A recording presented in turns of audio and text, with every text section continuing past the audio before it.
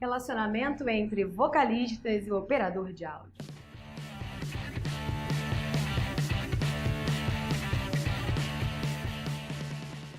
Então, como que a gente poderia aí ter um bom relacionamento para trabalhar? Porque é muito comum chegar o vocalista e falar assim, me dá mais som, me dá mais som, me dá mais som, de uma forma grosseira, e o cara da mesa também chegar e falar, vou dar não.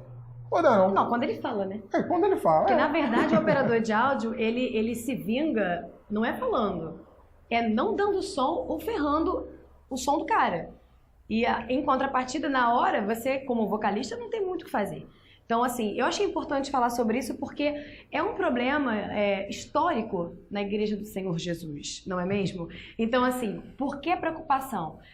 Primeiro, o cantor tem uma fama, normalmente, o cantor pode ser péssimo, bom, excelente, horrível, mas normalmente o cantor tem uma fama de ser um pouquinho vaidoso, sabe? E às vezes um ego deste tamanho. Entendeu? Então, assim, existem algumas lendas, os mitos, algumas realidades. Porém, a gente está falando de igreja, a gente está falando de reino. E, assim, melhor é fazer primeiro um relacionamento estreito com Deus. Você tem que tratar isso dentro de você, tanto o operador quanto o vocalista. E entender que ela é uma equipe. Se a gente não trabalhar junto, o som não vai ficar bom. E não é porque o operador quis arrasar com o culto ou você que não cantou direito. Ou às vezes os dois acontecem, mas porque vocês não estão trabalhando juntos. Qual é a questão entre o operador de áudio e o vocalista? Às vezes é uma história pessoal e que a pessoa não pensa que, brother, é só pessoal, mas o reino não tem nada a ver com isso. E aí a coisa vai para esse lado, como ele acabou de dizer. Mas às vezes o operador de áudio não tem recurso, ele não sabe fazer e ele também não procura melhorar. É uma. Só que, e o vocalista em contrapartida, às vezes berra igual um desesperado, também não sabe cantar. E aí o cara tem que segurar, às vezes, uma peteca grandona lá na mesa e às vezes ele não sabe resolver. Você não me deu som. Não, às vezes não tinha como te dar som. Como é que você vai descobrir isso? Conversando. Sempre conversando. Agora, você tem que entender, ou você é operador, ou você é vocalista, que existe ali, tem que existir uma importância. O vocalista normalmente é desprezado. A passagem de som, na passagem de som, o vocalista é o último a ser passado e passado muito rapidamente porque não é tão importante, é só o backing. O líder de vocal não pode, porque ele não tem como fazer. Mas às vezes, é só o backing. Não, brother, é a banda toda. Entendeu? Então, assim, você como operador de áudio tem que entender que um vocalista, ele é um instrumento como qualquer outro ali, ele merece atenção e respeito como qualquer outro instrumento. Em contrapartida, você é vocalista, você tem que ouvir o que o operador de áudio tem para te dizer. Você tem que perguntar para ele com educação como é que você pode melhorar. Se ele tiver como te responder, então os dois pesquisam juntos, mas dá teu jeito de fazer com que funcione. Porque não é sobre você, é sobre toda uma equipe. Então, você valorizando o operador de áudio e o operador de áudio te valorizando como instrumento, esse casamento vai ser perfeito.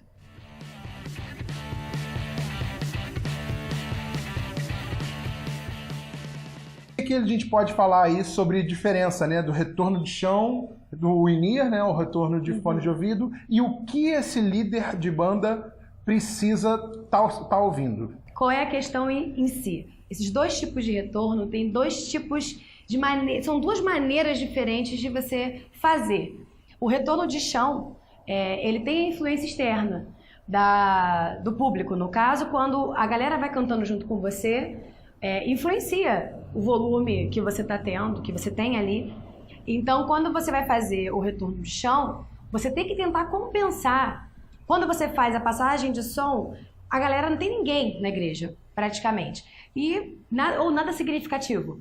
Então, você tem que pensar, compensando na sua cabeça, um volume que faça com que, quando entrar todo mundo cantando junto com você, não abafe o som, porque você vai pensar que o operador tá trolando você. Às vezes não é, às vezes mas às vezes não é. Entendeu? Então, nem tudo é culpa do rapaz do som, ok? Em contrapartida, o in-ear já não tem tanto essa influência externa, porque ele está direcionado no seu ouvido. Né? Inclusive, você tem que tomar muito cuidado para não colocar muito volume e não ficar surdo, que com o tempo você vai ficar surdo, né? Se você exagerar. Então, como ele está aqui dentro, a influência externa praticamente não influencia.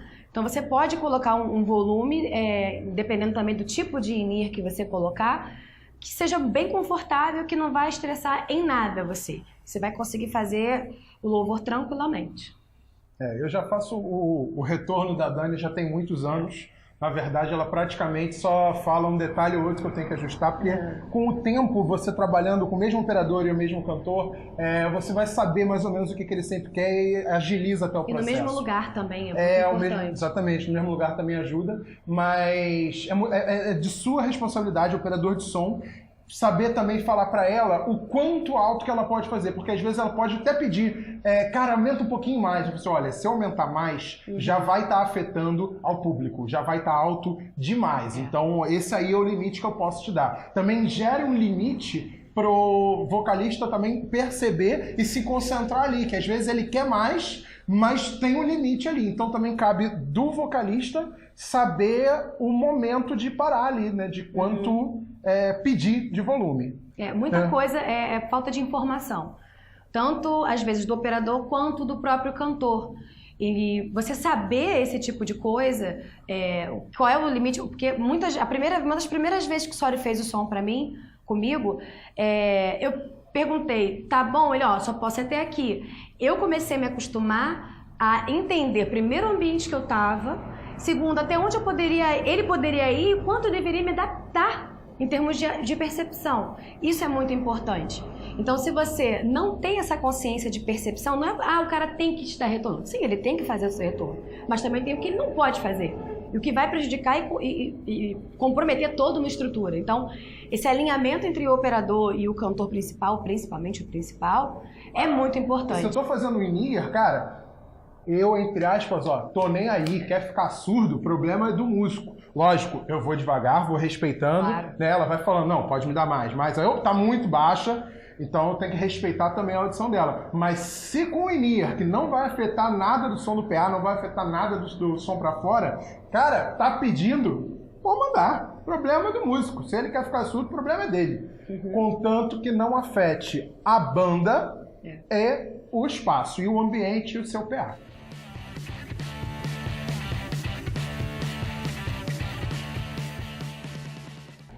Dani, o que um vocalista precisa ouvir no retorno dele? Tanto no in-ear quanto no monitor de chão. O que é preciso? Que instrumentos? Como é que você faz essa mixagem? Que é você que pede, correto? Então esse volume de retorno de cada instrumento cabe a você, correto? A gente só vai te dando o que você está pedindo. Exato. Como que a gente pode fazer essa mixagem? O que precisa ouvir e o que não precisa ouvir um vocalista? Em muitas igrejas a estrutura é um pouco diferente, um pouco menor, e a possibilidade de um retorno in-ear, no fone de ouvido, às vezes não é muito normal, assim, não acontece com tanta frequência.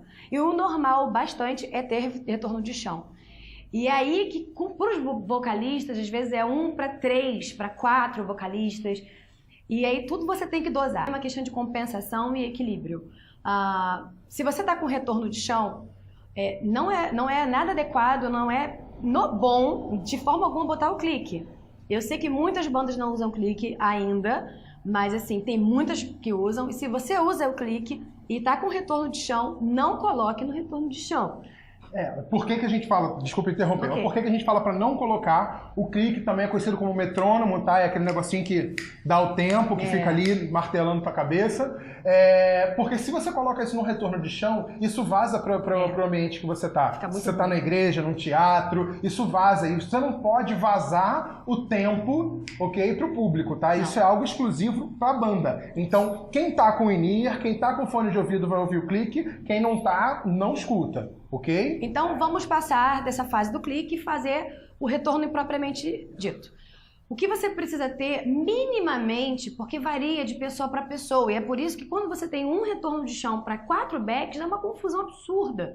Mas às vezes é a única coisa que você tem. Então o que vocês têm que acordar? Porque as equipes às vezes mudam, as coisas, né? Cada um tem uma escala. Eu sei como isso funciona, mas vocês têm que primeiro se amar muito, porque vai muito de ceder, de apurar um pouco mais o ouvido e tal. Quando você tem essa estrutura de uma caixa para um monte de gente, o bacana é vocês colocarem pelo menos a bateria, pelo amor de Deus, se ela for microfonada, né, obviamente, senão você vai estar com ela do seu lado, provavelmente. Ou eletrônica. Ou a eletrônica. Então, se for eletrônica ou microfonada, pede bateria, porque ela vai fazer com que você não perca o tempo. Isso é extremamente importante. Assim como o clique também, mas como a gente não tem o lance do clique no retorno de chão, bateria é um instrumento rítmico, ele vai marcar o tempo para você e você não vai cantar atrasado. Segundo, instrumentos harmônicos, que são violão, guitarra e teclado, se a sua banda for básica, assim. Então, eu não gosto de botar guitarra, porque normalmente guitarrista firula muito e você não vai ter uma base legal, entendeu? Então, não é legal você, às vezes, botar guitarra, porque às vezes o cara só vai fazer intervenção e não vai acrescentar muito. Violão é importante, teclado é importante, ok? Agora, e voz? Tem contralto, tenor, vocês dividem voz? Vocês vão ter que conversar, porque um pode ter uma voz mais forte, o outro tem uma voz um pouco menos forte, e às vezes vocês vão ter que conversar muito e se entender, quando for um, para todo mundo. Quando for um para cada um faz do jeito que achar melhor. Mas lembrando, coloque o instrumento harmônico, o instrumento rítmico, a sua voz. Opcional, colocar a voz do coleguinha. É bacana? É, mas tem gente que não gosta. Então você tem que testar. E a hora de testar isso não é no meio do louvor, é antes, na passagem de som. Para isso você tem que ter um bom relacionamento com o seu operador de áudio do dia. Entendeu? Mesma coisa. Se for o in-ear, melhor ainda. Cada um escolhe o que quer, bota o volume que quer, quem quiser ouvir, que tá tudo certo. Eu particularmente gosto de coisas muito secas, eu não gosto de muita coisa porque cria muita confusão. Eu nem boto nem baixo. Entendeu? Se você quiser pode botar baixo também, mas não é essencial. O baixo não é essencial para um retorno, para qualquer um deles, seja de chão ou seja de ouvido. Basicamente é isso. É isso aí.